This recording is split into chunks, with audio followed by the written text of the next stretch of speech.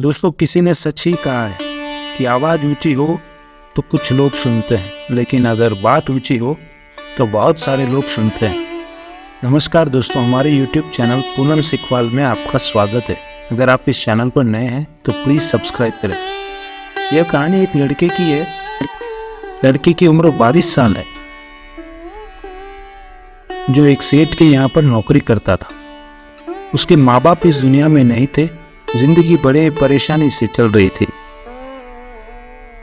रोजाना पैसे कमाकर घर आता था, खाना बनाता था, खाना खाता था और सो जाता था। फिर सुबह उठता था, काम पर जाता था। यही काम दिन भर उसकी जिंदगी में चलता था। एक दिन उसने देखा कि एक बूढ़ा फकीर अपनी पीठ पर 3 थैले लेकर एक शहर से दूसरे शहर की ओर जा रहा था। वह काफी बूढ़ा भी था और काफी देर से वह यूं ही सफर कर रहा था। और आखिरकार कुछ दूर और सफर करने के बाद वह चलते चलते थक कर एक पेड़ के नीचे बैठ गया। तभी उसकी नजर एक नौजवान युवक पर पड़ी, जो उसी रास्ते से जा रहा था और वह भी उसी दिशा में ही जा रहा था जिस दिशा में उस बूढ़े फकीर को जाना था।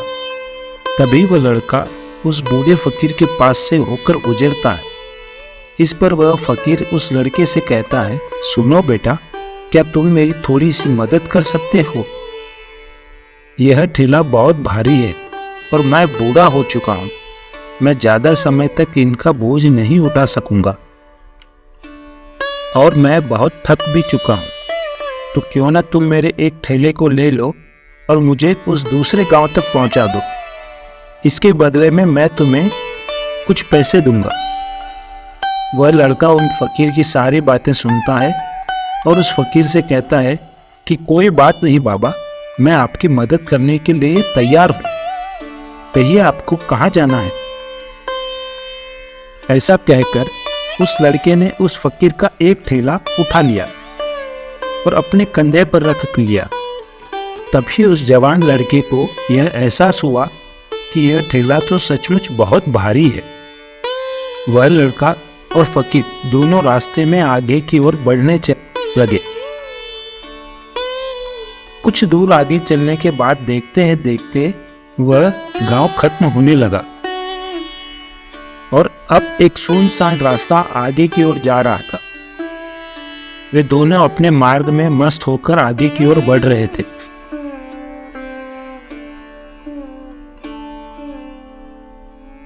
जब गांव से पूरी तरह बाहर निकल गए, जब वहां भीड़ से पूरी तरह अलग हो गए थे, तो वह लड़का उस फकीर से कहता है, बाबा, इस ठेले में आखिर ऐसा क्या रखा है जो यह ठेला इतना वजन है?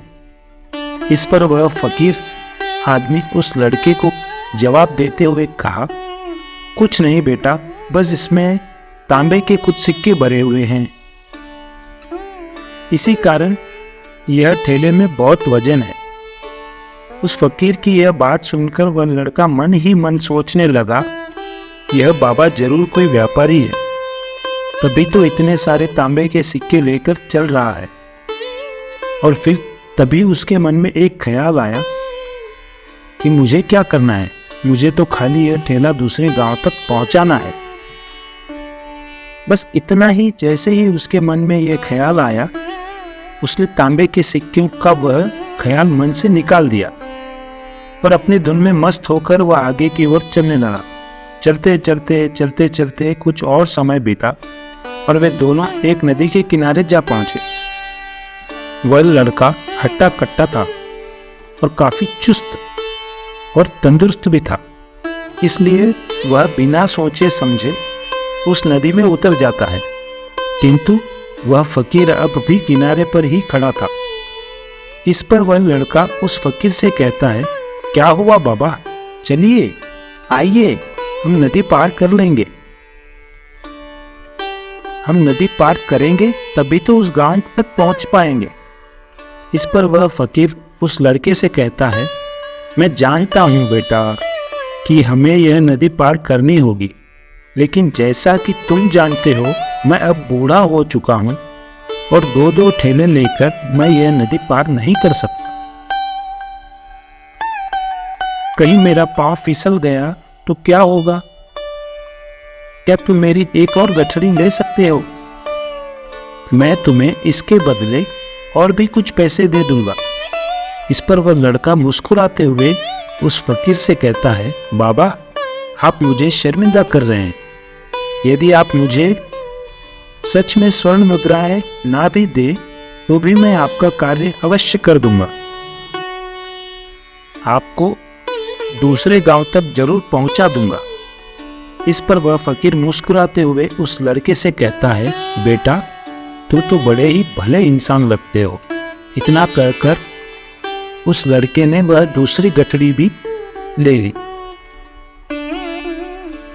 उस लड़के ने जब वह दूसरी गठरी अपने कांधे पर रखी तो वह गठरी भी उसे बहुत ज्यादा भारी लगने लगी, लेकिन उसने वहां पर कुछ नहीं कहा। जैसे तैसे उन दोनों ने नदी पार की। नदी पार करने के बाद बातों बातों में उस लड़के ने उस फकीर से कहा, बाबा, आखिर दूसरी गठरी में क्या है? यह गठरी भी बहुत वजन है। इस पर वह फकीर उस लड़के को जवाब देते हुए कहता है, बेटा, इसमें चांदी के सिक्के हैं, इसी कारण यह गठरी बहुत वजन है। उस फकीर की यह सारी बातें सुनकर अब उस लड़के का दिमाग तेजी से काम करने लगा था। वह यह सोच रहा था कि एक थैले में तांबे के सिक्के हैं और दूसरे थैले में चांदी के सिक्के हैं। ऐसा प्रतीत होता है मानो यह फकीर बाबा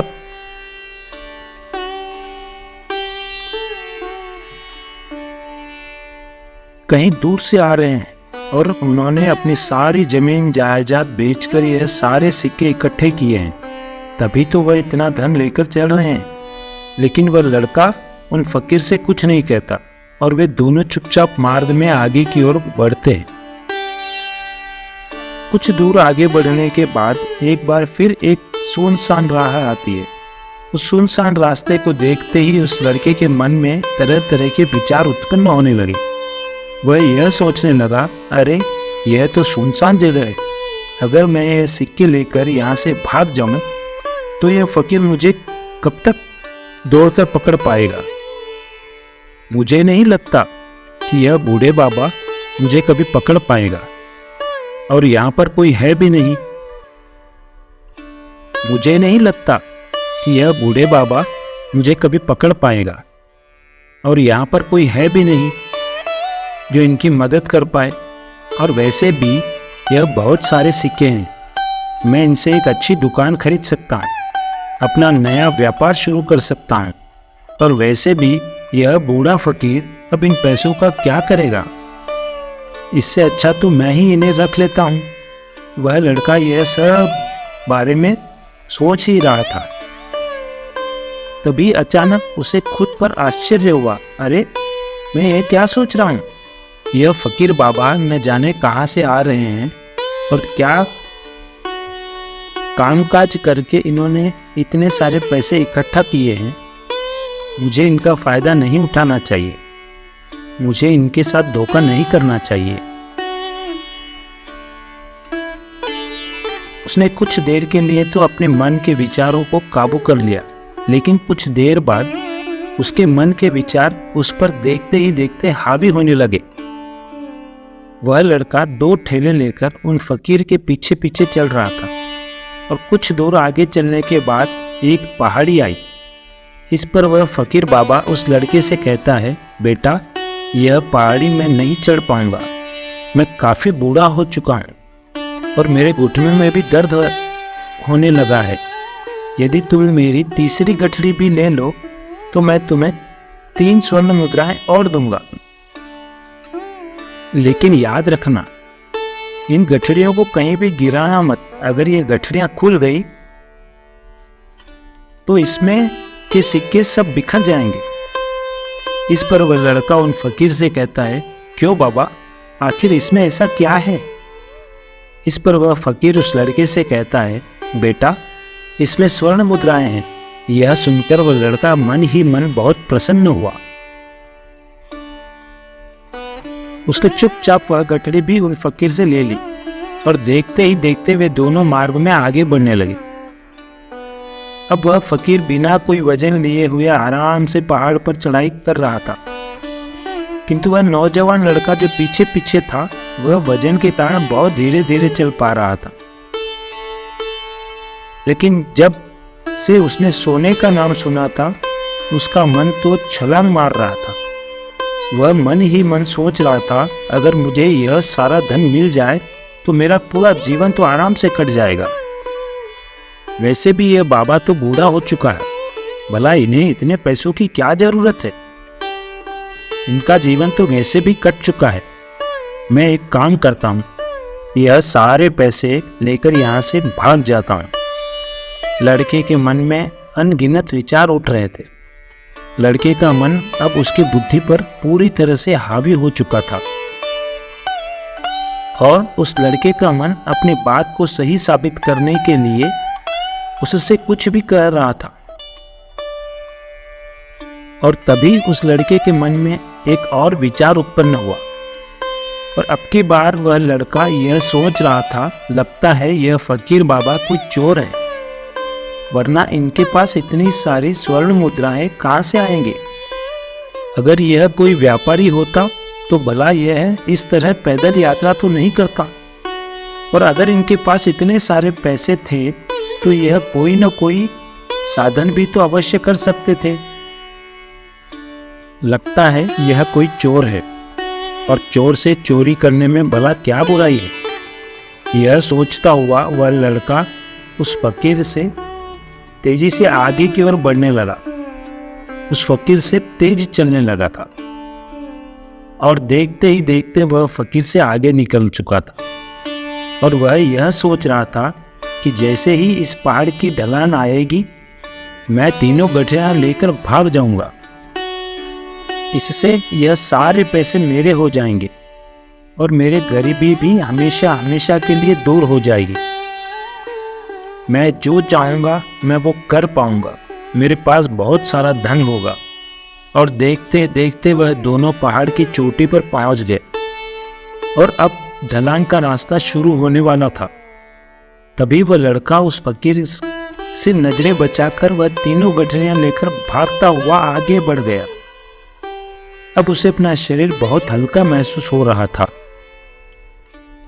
मानो उन तीनों ठेलों का वजन जैसा है ही नहीं, जैसे मालूम ही नहीं पड़ रहा है कि इसमें कोई वजन है। दौड़ते दौड़ते किसी तरह से वह अपने आप को बचते बचाते अपने घर पहुंच गया। उसके खुशी का कोई ठिकाना नहीं था। उसने सोचा, क्यों ना मैं जल्दी जल्दी इन गठरियों में से वह सारे पैसे निकाल लूं। यह सोचकर जब उसने गठरियां खोली तो पहली गठरी में उसे लोहे की जंग से भरे हुए सिक्के मिले। यह देख उसे यकीन नहीं हुआ। इस पर उसने फटाफट दूसरी गठरी भी खोल डाली। उसमें भी उसे लोहे के जंग से लगे हुए सिक्के मिले। यह सब देखकर वह लड़का बड़ा हैरान था। आखिर यह सब क्या हो रहा है? उन फकीर ने तो मुझसे और ही कुछ कहा था। अब उसने वह सोने वाली गठरी भी खोली और उसमें भी लोहे के जंग से भरे हुए सिक्के ही मिले। यह देखकर वो लड़का बड़ा क्रोधित हुआ। अब वह यह सोचने लगा कि उस फकीर ने मुझसे झूठ क्यों कहा। उन्होंने मुझसे ऐसा क्यों कहा कि एक में तांबे के सिक्के हैं, एक में चांदी के और एक में स्वर्ण मुद्रा है। वह यह सब सोच ही रहा था कि तभी उसकी नजर उस ठेले पे पड़े एक पत्र पर पड़ी।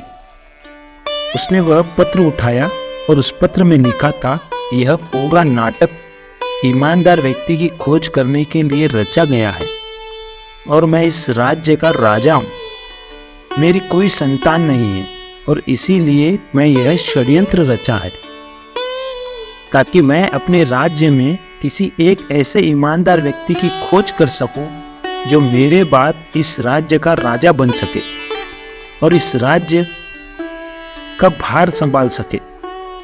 और इस राज्य का भार वही संभाल सकता है जो पूरी तरह से ईमानदार होगा, जिसके मन में किसी भी प्रकार का कोई भी लालच ना हो। इतना पढ़ते ही वह लड़का जोर जोर से चिल्लाने लगा। वह सर पकड़कर बैठ गया। वह यह जानता था कि यदि वह अपने मन में विचारों पर काबू कर लेता तो उसका जीवन संवर जाता था, लेकिन वह अपने मन के विचारों पर काबू नहीं कर पाया। दोस्तों, महात्मा बुद्ध कहते हैं कि मन ही सब कुछ है। आप जो सोचते हैं वही बनते हैं। इसीलिए आपके सबसे बड़ा दुश्मन भी आपको उतना नुकसान नहीं पहुंचा सकता जितना आपके मन के यह अनियंत्रित विचार पहुंचा सकते हैं। बुद्ध कहते हैं, अपने भीतर ध्यान से देखो। हमारे भीतर जो विचार चल रहे हैं वही विचार शब्द बनते हैं और वही शब्द कर्म के रूप में प्रकट होते हैं। बार बार दोहराने पर कर्म बर्ताव में बदल जाता है और धीरे धीरे समय के साथ साथ बर्ताव चरित्र में परिवर्तित हो जाता है और यही चरित्र हमारे भाग्य का निर्माण भी करता है। इसीलिए हमें हमेशा अपने विचारों के प्रति सजग होना बहुत आवश्यक है। हमें जागरूक होना बहुत आवश्यक है। हमें यह जानना है कि हमारे मन में किस प्रकार के विचार आ रहे हैं। आगे बुद्ध कहते हैं कि कमजोरी हमेशा छोटे विचार से शुरू होती है। यह एक बीज के रूप में होती है और यदि इस बीज को नष्ट न किया जाए तो यह छोटा सा विचार बहुत ही जल्द एक विशाल वृक्ष का रूप ले लेता है और हमारी बुद्धि की सोचने और समझने की क्षमता को पूरी तरह से नष्ट कर देता है। देखा किस प्रकार उस नौजवान लड़के का मन उस पर हावी हो चुका था और उसकी सही और गलत सोचने की क्षमता पूरी तरह से नष्ट हो चुकी थी, जिस कारण वह यह समझ नहीं पाया कि उसे क्या करना चाहिए और उसके लालच ने उसके भीतर इतनी ऊर्जा भर दी थी कि वह तीनों ठेले उठाकर इतनी तेजी से वहां से भागता हुआ आगे बढ़ गया। इसीलिए जब आपके मन में पहली बार कोई गलत विचार उत्पन्न हो तभी उसे जड़ से उखाड़ देना चाहिए, अन्यथा वह विशाल वृक्ष का रूप ले लेगा और आपको किसी न किसी गलत राह पर वह ढकेल ही देगा। आप चाहकर भी उसे रोक नहीं पाओगे। लेकिन अब आपके मन में यह प्रश्न उठ रहा होगा कि हम भला अपने मन के विचारों को कैसे नियंत्रित करें। हमारा मन तो इतना चंचल है, वह इतना शक्तिशाली है कि वह हम पर हावी हो ही जाता है।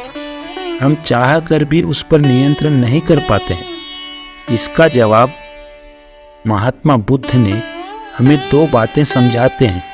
पहली बात, सही इरादा विकसित करो।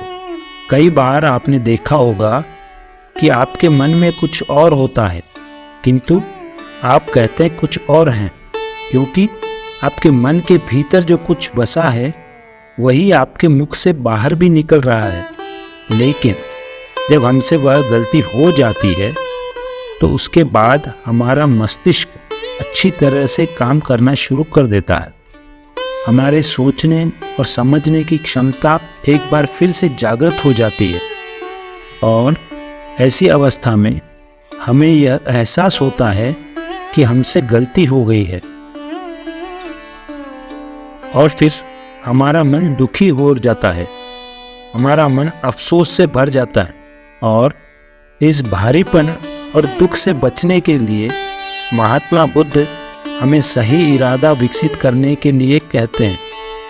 इसके लिए जब भी आप कोई कार्य करने जा रहे हो तो सबसे पहले आपको यह खुद से पूछना चाहिए कि जो कुछ भी करने जा रहा हूँ इसके पीछे मेरा इरादा क्या है।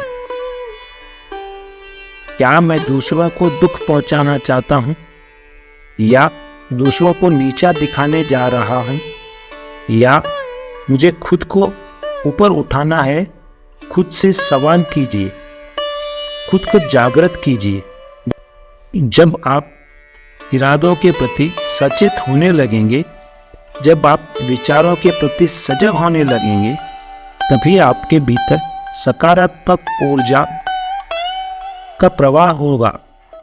तभी आप सकारात्मक इरादों से जुड़ने लगेंगे और आपके मन के भीतर बसी हुई वह नकारात्मक ऊर्जा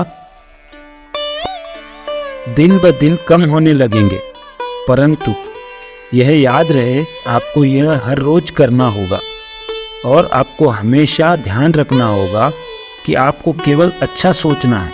आपके इरादे हमेशा अच्छे होने चाहिए, तभी आप दुखों और तकलीफ़ों से बच सकते हो। अन्यथा आप इसी तरह से दुख और तकलीफ़ों में घिरे ही रहेंगे और आप कभी इससे बाहर नहीं निकल पाएंगे। दूसरी बात, मन के प्रति सजगता विकसित करो, जिससे आपका मन देखते देखते शांत होने लगे और आपके मन के भीतर बसी हुई वह नकारात्मक ऊर्जा, वह नकारात्मक विचार खत्म होने लगेंगे और आप शांति की ओर आगे बढ़ने लगोगे। और आपको इसके लिए बस इतना ही करना है कि इस पल में जो कुछ भी हो रहा है, आपकी आंखों के सामने आपके भीतर जो कुछ भी जैसा भी चल रहा है, बस उसे देखते रहना है। अपने मन के अच्छे बुरे विचार, अपनी भावनाएं और अपनी यादों पर बिना प्रतिक्रिया दिए उन्हें केवल देखते रहना है, जिससे आप मन के सारे विचार देखते ही देखते खत्म होने लगेंगे। आपका मन खाली होने लगेगा और आप नकारात्मक विचारों से बच सकते हैं और आप इन दुख और तकलीफ़ों से भी दूर रह सकते हैं। इसीलिए महात्मा बुद्ध कहते हैं, जो स्वयं को देखता है वही सबसे बड़ा तपस्वी है। अर्थात जो अपने मन में चल रहा है उन विचारों को बिना प्रतिक्रिया दिए हुए केवल देखता है और उन पर कोई भी प्रतिक्रिया नहीं करता, बस उन्हें देखता और समझता है। वास्तविकता में वही मन पर नियंत्रण भी कर सकता है और वही अपना जीवन सुखी और खुशहाल तौर पर जी सकता है। इसके लिए यदि आप भी अपने जीवन को सुखी और खुशहाल बनाना चाहते हैं, तो आपको सबसे पहले अपने मन पर नियंत्रण साधना ही होगा। अपने मन को खाली करना ही होगा। अपने मन के विचारों के प्रति आपको सजग होना ही होगा। मित्रों, उम्मीद है कि आपने आज की इस वीडियो से जरूर कुछ न कुछ सीखा ही होगा। तो इस वीडियो को लाइक शेयर तो बनता है दोस्तों। चैनल को सब्सक्राइब करें। चलिए मिलते हैं दोस्तों अगली किसी बहुत ही रोमांचक कहानी के साथ अगली वीडियो में। तब तक के लिए आप सभी लोगों का धन्यवाद।